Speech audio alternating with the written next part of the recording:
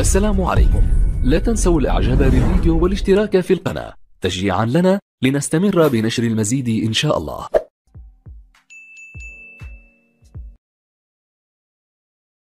مهند مساء الخير كذلك للكباتن في الاستوديو التحليلي. بسم الله الرحمن الرحيم أيها الأحبة في كل مكان. عبر المباراة الماضية للكتيبة الباريسية أو في العاصمة الفرنسية، لكن مر عبر مبابي. الله هوغو من جديد يتقدم بكرة لكنها مضت. ما الذي أضاع مبابي؟ ما الذي أضاع مبابي؟ محارس عبر من اليسار. الله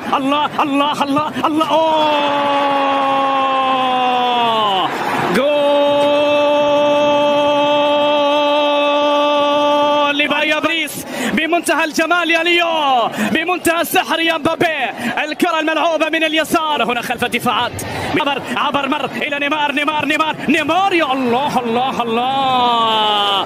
ينطلقون كالسهام. ينطلق ليونيل ميسي يلعب الكرة. الله ذاهبة إلى المرمى. صافرة موجودة ثم الكرة الملعوبة، ولكن دوناروما من المواجهة داخل منطقة الجزاء. دوناروما الخطر المتواصل في تينيا. تسديد الله روعة يا برتغالي. نيمار على ارسال هذه المحاولة هنا بالراس. يا الله ماركينيوس هو اللاعب البديل.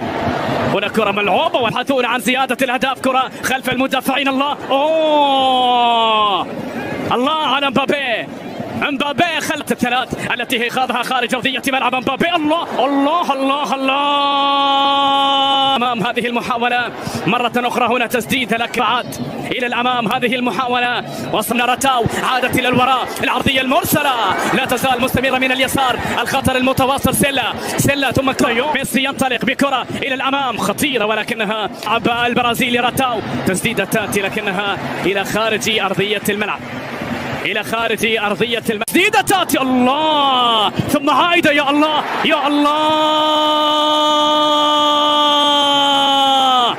ثلاثية باريسية الملعوبة من جانب نيمار. يتقدم يمر هنا. لا تزال لدى ميسي. يا الله ميسي إلى جانب مبابي. القوة الضاربة الباريسية. هذا المكان ليونيل ميسي يلعب الكرة، لكنها بطولة الدوري مع الانتصارات. يمنى حارس المرمى يتدخل في المكان المناسب، يبعد الخطر، ينهي الضرر. في اللقطة الماضية لدينا طبعا رانس والفوز على أونجي في طبعا مباريات هذه الجولة. في مر إلى نيمار لكنها طالت. ميسي الله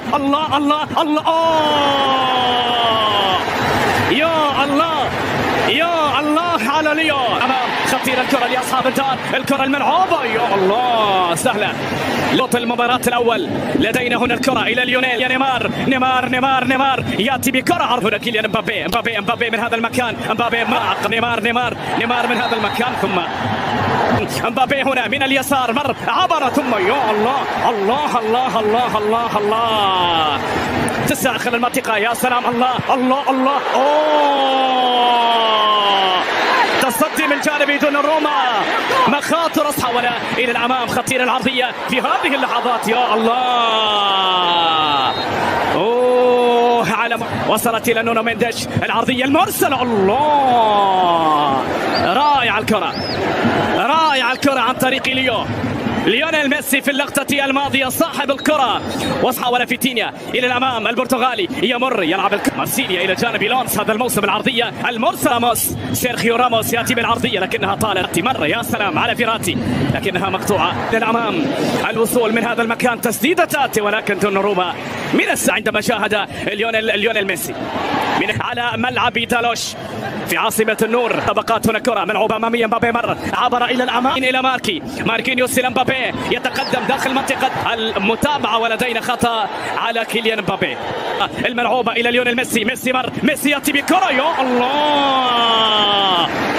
يا الله على هذه المباراة التي تأتي هنا بين اثنين، بين ميسي وحارس. الوصول إلى المرمى. العرضية المرسلة. يا الله هنا ينتظر الكرة إلى نيمار، ملعوبة ركلة أمامية إلى مبابي هنا مر داخل كيف أتى الخطأ كبير هنا إلى حد هذه اللحظة. الكرة ملعوبة، يا الله، جميلة من البرتغالي، لا يكتمل. الله الله الله الله،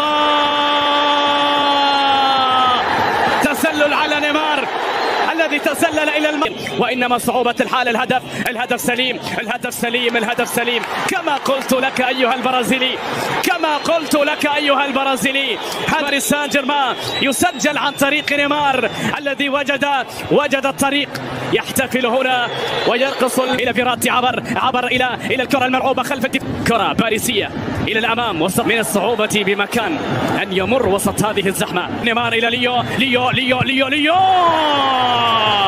حارس المرمى في المستحيل، العايش دائما في المستحيل، إلى كيليان أخرى إلى نيمار خلف الدفاعات، وصلت إلى السلام عليكم ورحمة الله تعالى وبركاته. عشاق الكرة العالمية، أهلا وسهلا بكم. وإذا كنت أول مرة تشاهد القناة فلا تنسى دعم الفيديو بالإعجاب والاشتراك في القناة فضلا وليس أمرا، وتحياتي لكم جميعا. قبل أيام قليلة من انطلاق أكبر منافسات في العالم كرة القدم، منافسة كأس العالم قطر 2022، الأسطورة ليونيل ميسي وديبالا على رأس قائمة الأرجنتين في كأس العالم، حيث أعلن المدرب ليونيل سكالوني عن قائمة المنتخب الأرجنتيني، وضمت القائمة الطانغو نجم روما باولو ديبالا وكذلك الأسطورة ليونيل ميسي على رأس القائمة. ويقع المنتخب الأرجنتيني على رأس المجموعة الثالثة التي تضم المكسيك والسعودية وبولندا، ومن المقرر أن يبدأ المنتخب الأرجنتيني مبارياته بمواجهة السعودية في 22 من هذا الشهر. كيف يستعد الأسطورة ليونيل ميسي لكأس العالم؟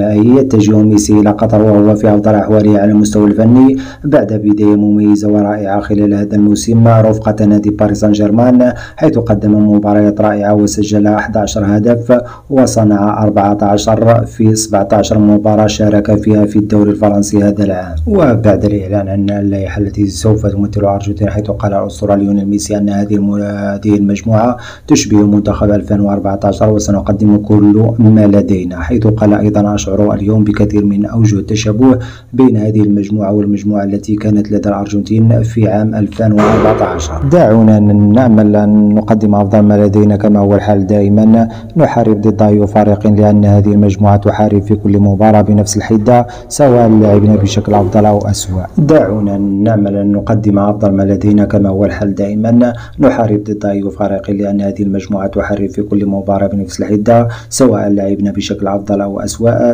ليس لدي شك في أنهم لن يتنازلوا عن أي شيء ويمكنهم الخروج بأفضل نتيجة ممكنة، وأتمنى أن يساعدنا الله.